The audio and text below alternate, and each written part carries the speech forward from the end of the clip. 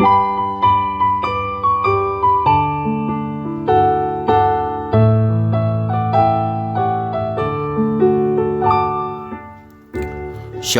salam sejahtera bagi Bapak Ibu, saudara-saudara, anak-anak yang dikasihi oleh Tuhan Yesus Kristus.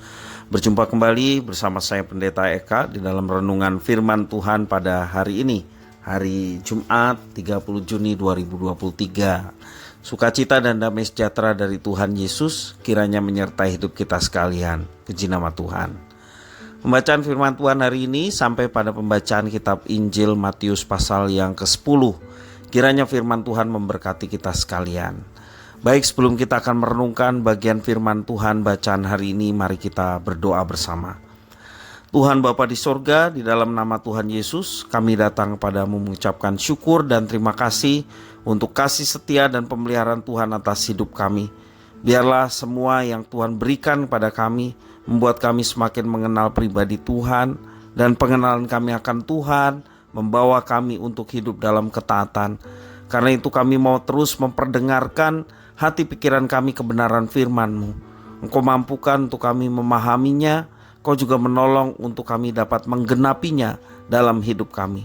Terima kasih Bapa, terpujilah nama-Mu. Demi nama Tuhan Yesus kami berdoa. Haleluya, amin. Matius pasal yang ke-10 saya akan bacakan ayat 1 sampai yang ke-15. Demikian firman Tuhan.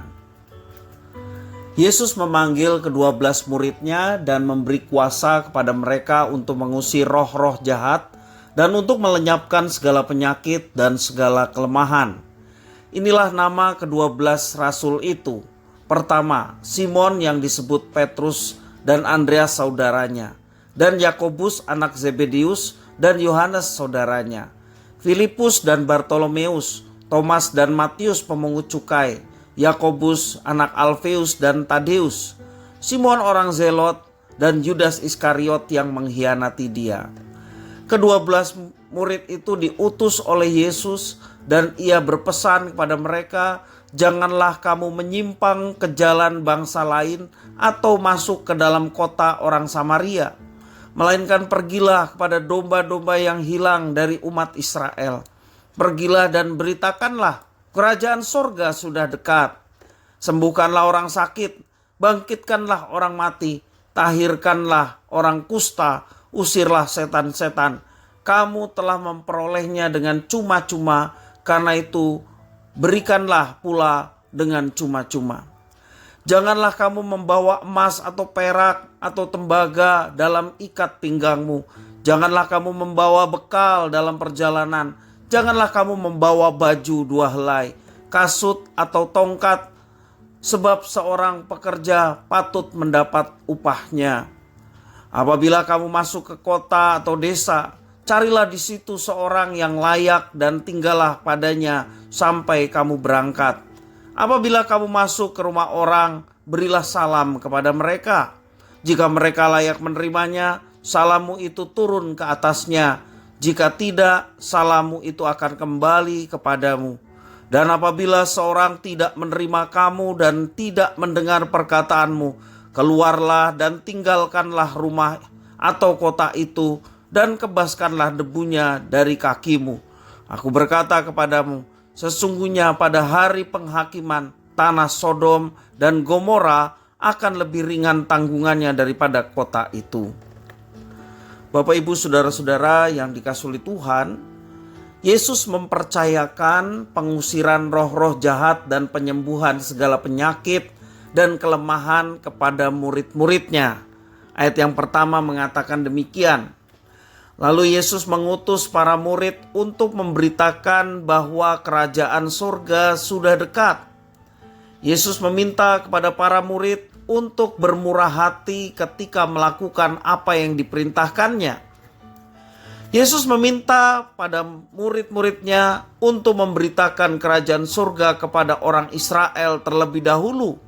Bukan berarti ia mengabaikan orang-orang yang lain seperti orang Samaria dan bangsa-bangsa lain, tetapi kepada bangsa Israel terlebih dahulu. Pemberitaan mereka disertai dengan tanda-tanda kuasa dari Yesus yang melenyapkan kekuasaan si jahat yaitu menyembuhkan orang sakit, membangkitkan orang mati, dan mengusir setan-setan. Uniknya, Tuhan Yesus meminta pemberitaan ini dilakukan dalam kesederhanaan. Pemberitaan yang sangat bergantung pada belas kasihan dan keramah tamahan orang lain. Orang-orang yang menyambut para murid dengan belas kasihan dan memperhatikan keramah tamahan, inilah yang menerima kabar baik. Sedangkan yang tidak menyambut mereka akan menerima penghukuman. Yesus dengan bijak mengingatkan murid-muridnya bahwa ada orang-orang yang menolak dan juga ada orang-orang yang menerima mereka. Sebagai murid-murid Yesus pada zaman sekarang, kita adalah pemberita Injil Kerajaan Surga dengan konteks masa kini sesuai dengan kehidupan kita sekarang. Tuhan yang disembah oleh murid-murid sama dengan Tuhan yang disembah oleh murid-murid di zaman sekarang, yakni kita sekalian. Tuhan Allah menghendaki kita menjadi orang yang sederhana. Kita membuka diri menerima belas kasihan dan merasakan ramah tamah dari orang-orang yang kita layani. Kita dilatih menjadi rendah hati. Kita dilatih untuk tidak menjadi sombong. Keramah tamahan memberi ruang perjumpaan antara yang melayani dan yang dilayani. Di dalam ruang perjumpaan tersebut, kita tidak boleh merasa lebih tinggi dan merasa lebih mengerti kebenaran. Kita tidak boleh menjadi sombong oleh karena pengetahuan Alkitab yang kita miliki. Tetapi marilah kita rela hati menerima belas kasih ketika kita dapat terus belajar merendahkan diri dan tidak sombong, baik di hadapan Tuhan juga di hadapan sesama. Kerendahan hati mengawali pemberitaan Injil Kerajaan Surga, sehingga Injil itu bisa tepat sasaran karena didahului oleh pribadi-pribadi yang rendah hati untuk melaksanakan apa yang diperintahkan Tuhan. Dengan terus belajar menyampaikan kabar baik dengan ramah tamah, diri kita dan orang-orang yang kita layani menjadi terberkati. Mari kita memohon kepada Tuhan, penyertaan Tuhan dalam segala aktivitas pelayanan kita, aktivitas kehidupan kita dimanapun kita berada. Hidup kita seperti kitab yang terbuka ketika kita mempertanggungjawabkan iman yang ada pada kita, yakni iman yang menyelamatkan. Dan iman menyelamatkan adalah mengenal dan mengandalkan Yesus saja. Kita pertanggungjawabkan itu di depan orang lain. Dan ketika orang lain mendengar apa yang boleh kita sampaikan, yakni Injil Kerajaan Surga, tentunya kedua-duanya boleh mendapatkan berkat Tuhan. Baik kita yang menjadi pelaku firman, demikian juga orang-orang yang mendengarkan apa yang kita sampaikan. Karena itu Bapak Ibu Saudara, tidak bisa tidak kalau setiap orang Kristen yang sudah menerima Roh Kudus memiliki satu tugas yang sama, menjadi saksi-saksi Kristus. Itulah tugas utama dari murid-murid Kristus, menjadi saksi-saksi Kristus. Sebagaimana Tuhan beramanat kepada kita sekalian, kalau Roh Kudus turun ke atas kamu, kamu akan menjadi saksiku. Pertama di Yerusalem, Yudea, Samaria, dan sampai ke ujung bumi.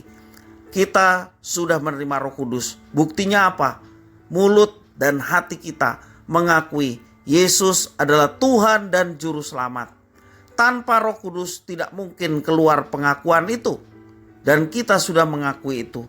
Dan tidak bisa kita menolak ketika kita mengakui Yesus sebagai Tuhan dan Juru Selamat. Dan kita disebut murid-muridnya memiliki satu tugas yang sama, yakni memberitakan Injil Kerajaan Surga.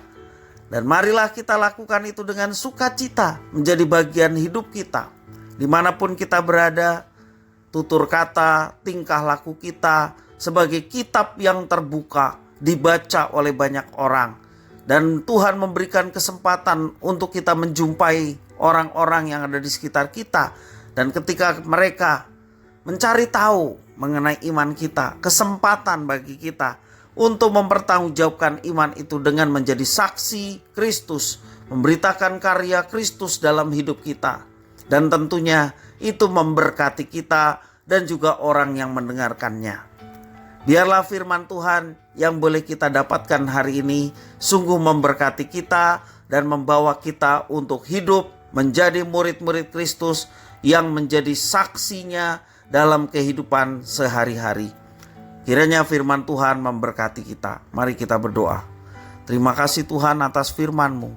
Mampukan untuk kami menjadi pelaku-pelaku firman, murid-murid Kristus yang setia memberitakan Injil Kerajaan Sorga dimanapun kami berada, menjadi saksi-saksi Kristus. Terima kasih Bapa, demi nama Tuhan Yesus kami berdoa. Haleluya. Amin.